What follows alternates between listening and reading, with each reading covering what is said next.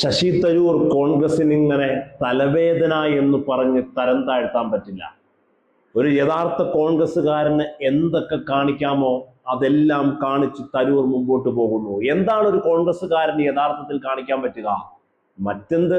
രാഹുൽ മാങ്കൂട്ടത്തിൽ കാണിച്ചത് നമ്മൾ കണ്ടതല്ലേ. രാഹുൽ മാങ്കൂട്ടത്തിൽ എന്ന് പറയുന്ന കേരള രാഷ്ട്രീയം, ഇന്ത്യൻ രാഷ്ട്രീയം, എന്തിനേറെ ഒരു മനുഷ്യനെ പോലും ഇതിനു മുമ്പ് നമുക്കിങ്ങനെ കാണാൻ കഴിയില്ല.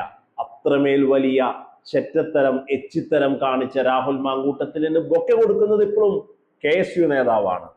അതിനെ KC വേണുഗോപാൽ ന്യായീകരിക്കുന്നത് നമ്മൾ കണ്ടു. വലിയ ആൾ പങ്കാളിത്തമുള്ള ഒരു പാർട്ടിയല്ലേ, ഒരാളൊക്കെ ചിലപ്പോൾ ബൊക്കെ കൊടുത്തെന്നിരിക്കും എന്ന് പറഞ്ഞ്.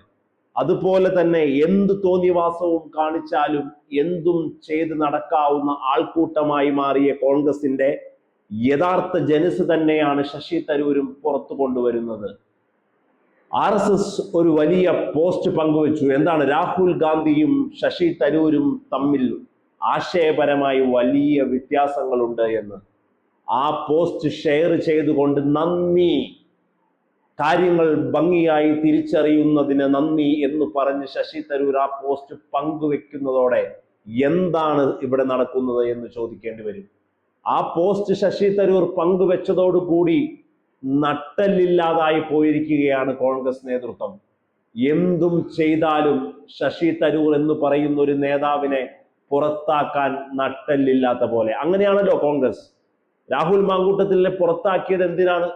രാഹുൽ മാങ്കൂട്ടത്തിലിനെ പുറത്താക്കിയില്ലെങ്കിൽ പ്രതിക്കൂട്ടിലല്ല, നിലം തൊടാതെ ഓടേണ്ടി വരുമെന്ന അവസ്ഥ വന്നപ്പോഴാണ് രാഹുൽ മാങ്കൂട്ടത്തിലിനെ ഓക്കാനിച്ച് പാർട്ടി പുറത്താക്കിയത്. ശശി തരൂരിനെ പോലെ ഒരു അതികായനെ, ഇന്ത്യൻ രാഷ്ട്രീയത്തിൽ ശ്രദ്ധയെ ആകർഷിച്ചിട്ടുള്ള ഒരു മനുഷ്യനെ പുറത്താക്കിയാൽ അത്തരത്തിലുള്ള ഒരു നേതാവിനെ ഇനി തിരിച്ചു കിട്ടുമോ എന്ന് പോലും അറിയില്ല. ഏത് സമയത്തും കോൺഗ്രസിനെതിരെ ഒളിയമ്പുകൾ പറഞ്ഞ് കോൺഗ്രസിന്റെ നേതാക്കന്മാരെ കണക്കിന് വിമർശിച്ച് കേരളത്തിലെയും കേന്ദ്രത്തിലെയും നേതൃത്വങ്ങളെ വലിയ രീതിയിൽ പ്രതിക്കൂട്ടിലും പ്രതിരോധത്തിലുമാക്കുന്ന ചർച്ചകളും പരാമർശങ്ങളും നടത്തി തരൂർ മുമ്പോട്ട് പോവുകയാണ്. തരൂരിനെ പുറത്താക്കി തരൂർ BJP പാളയത്തിൽ പോയി വലിയ സ്ഥാനമാനങ്ങൾ നേടുന്നത് കാണാനുള്ള കഴിവില്ലാത്തത് കൊണ്ടോ, ശിവനെ അത് സഹിക്കാൻ പറ്റില്ല എന്നുള്ളത് കൊണ്ടാണോ തരൂരിനെ പുറത്താക്കാൻ ഇനിയും കോൺഗ്രസ് മടിക്കുന്നതെന്ന് നമുക്കറിയില്ല.